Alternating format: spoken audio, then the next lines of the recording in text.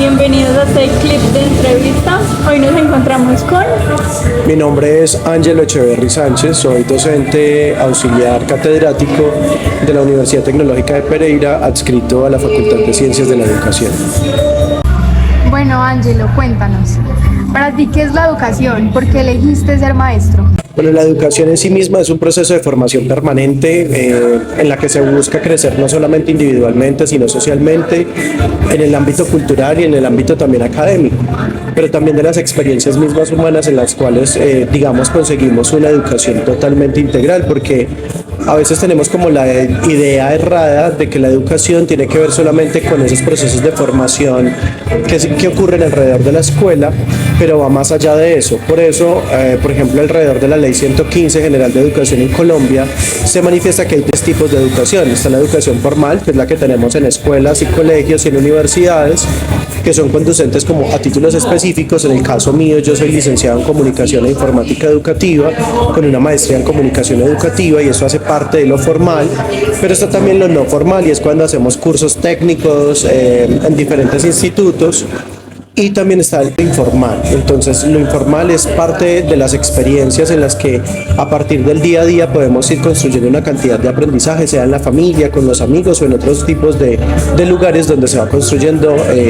esa visión de ese aprendizaje permanente de la vida. Ok, ¿y por qué elegiste ser maestro? Yo creo que uno con el paso del tiempo siempre se pregunta como, bueno, ¿cuál es la posición mía en el mundo y yo cómo le puedo aportar al mundo? Y de alguna forma terminé comprendiendo que uno no está en la capacidad de hacer todos los cambios a nivel global, pero creo que en las individualidades se pueden hacer muchas cosas. Entonces hoy creo de manera fehaciente que se hace necesario construir en el otro una perspectiva reflexiva, crítica y amplia del mundo. Entonces sentí que lo que pudiese colocar de granito de arena en cada una de las personas, más allá de los sentidos conceptuales, pues iban a radicalizar y mejorar las posiciones de mundo de esos individuos. Así que encontré como en la educación un buen nicho para poder dar un poco de mí y dejar como mi semilla en otras personas. Ángelo, cuéntanos, ¿disfrutas enseñar?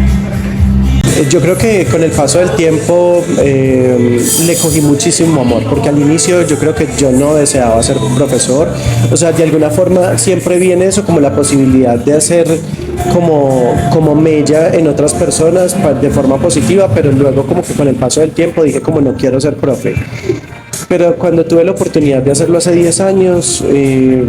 fue como haberme encontrado como con tantos mundos al mismo tiempo, porque finalmente cada uno de los individuos que hay en el aula de clase es un mundo totalmente diferente, con unas realidades mentales totalmente diferentes. Y alrededor de eso me fui apasionando bastante por la educación, a tal punto que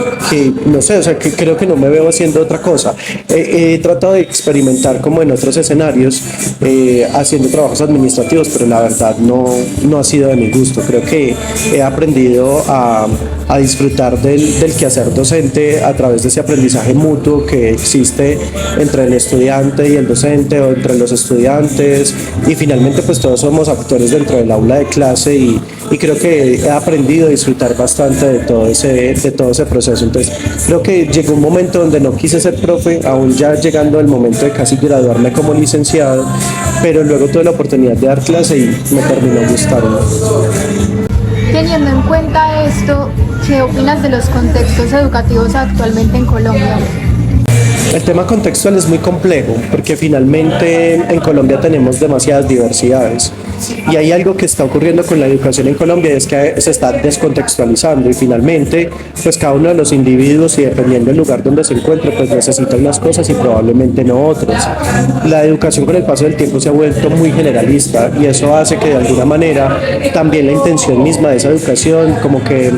se vaya acabando, o que se vaya perdiendo en sí misma su calidad, porque a veces ni siquiera buscamos a través del proceso educativo como mejorar las propias condiciones de cada quien bajo sus contextos, sino que vamos buscando más bien como homogenizar una población en la que se busca un tipo de hombre, un tipo de mujer. Y creo que los docentes hoy deberíamos estar como en esa capacidad reflexiva y crítica también, como para tomar posición frente a eso y poder curricularmente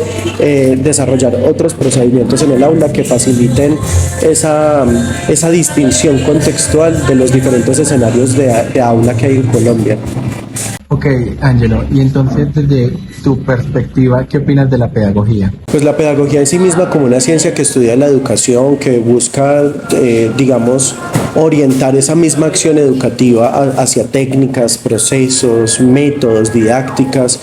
Pues finalmente la pedagogía trata es eso, de repensar el proceso educativo formal en el aula y tratar de darnos a nosotros los docentes como esa posibilidad teórica para ir comprendiendo esas posibilidades amplias que tenemos de accionar en el aula a partir de la teoría. Entonces en sí misma esa es la pedagogía, la que se encarga de reflexionar la educación a partir de métodos, técnicas y didácticas, por ejemplo.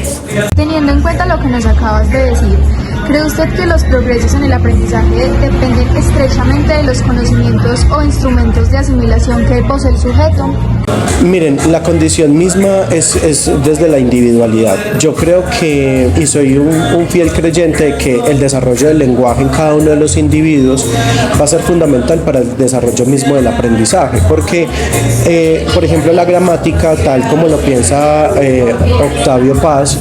se va a plantear que la gramática es el primer peldaño que existe en la lógica cerebral. Entonces, en la medida en que el niño vaya accediendo al mundo del lenguaje, pues en esa medida también va construyendo su visión de mundo, pero esa visión de mundo solamente se establece con conceptos o con visiones o con reflexiones, es a partir de el momento en el que tiene un desarrollo cognitivo establecido justo por la gramática, es decir, por la posibilidad de plantear la palabra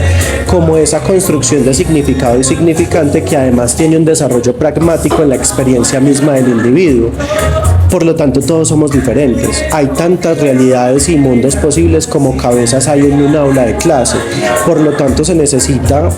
que el docente esté muy pendiente de esa cantidad de mundos y por eso el estudiante debería no solamente ser reconocido no a partir del nombre o del código, sino como un sujeto más que ha sido capaz de trasegar el mundo y que en ese trasegar de mundo tiene una visión de ese mundo que le permite también actuar y hacerse partícipe en ese mundo. Entonces digamos que tenemos además un reto gigante en el aula y es poder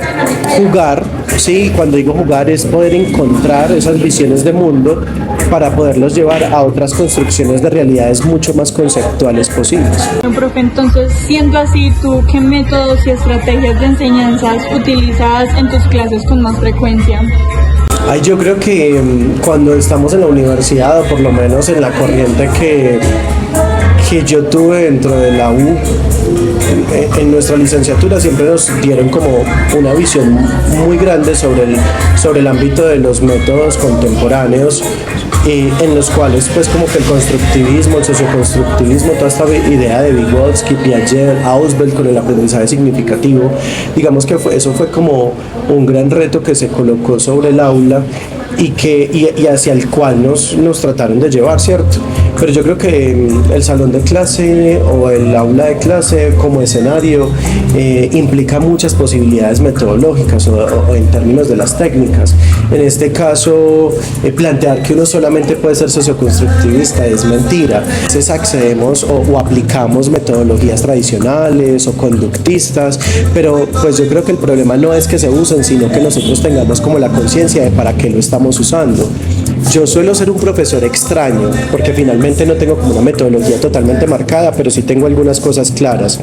Y es que dentro de la visión misma de los métodos, por ejemplo en el romanticismo, yo siempre he pensado que hay que buscar que el estudiante se sienta libre y que el estudiante se sienta emocionado por lo que quiere aprender, porque en la medida en que el otro sienta que eso es importante en su vida, pues radicalmente lo vas a querer hacer tuyo y por lo tanto el aula de clase debería permitir eso, fortalecer en el otro una cantidad de conocimientos que además no solamente parten por la competencia conceptual, sino también por la competencia del saber hacer. Entonces, en el aula de clase amo los proyectos porque me permiten no solamente que el estudiante se desarrolle a nivel conceptual, sino también a nivel de la práctica, donde pone en juego todo lo que aprende conceptualmente hablando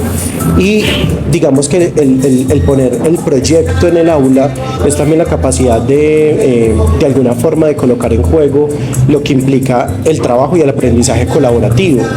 que es un lugar en el que colocas al estudiante en diferentes roles y a partir de esos roles cada uno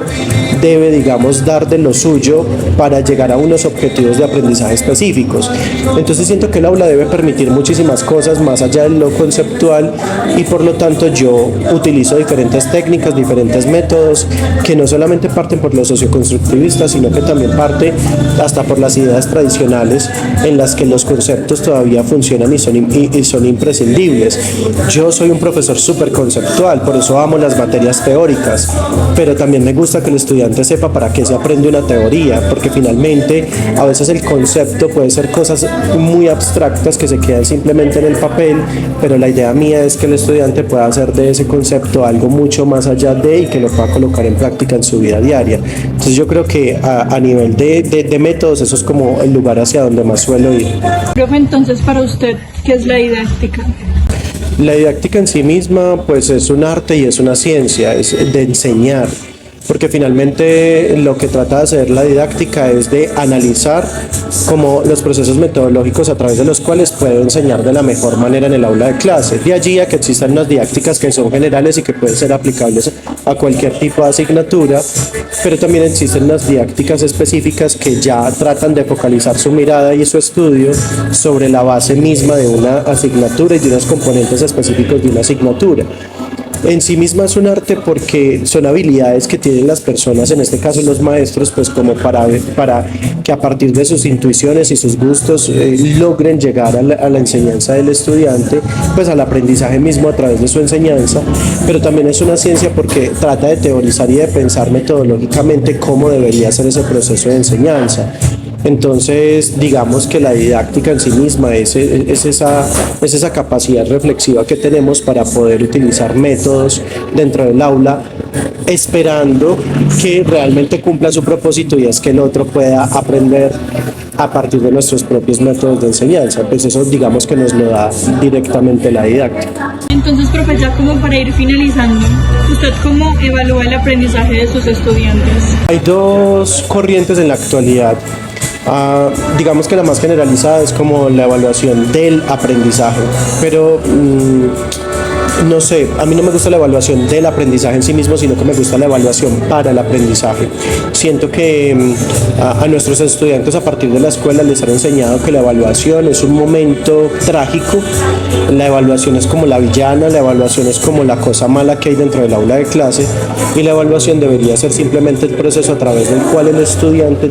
puede reflexionar dónde están sus vacíos, y el vacío existe es porque finalmente hay algo que no se ha podido aprender. Entonces la idea de la evaluación debería ser más bien que el estudiante logre reconocer de forma consciente qué le hace falta para aprender, cómo lo ha aprendido y a través de qué metodologías podría empezar a aprender lo que no ha podido aprender. Y en ese sentido, entonces yo amo las autoevaluaciones, tanto cualitativas como cuantitativas, porque siento que el estudiante tiene que serlo totalmente consciente y crítico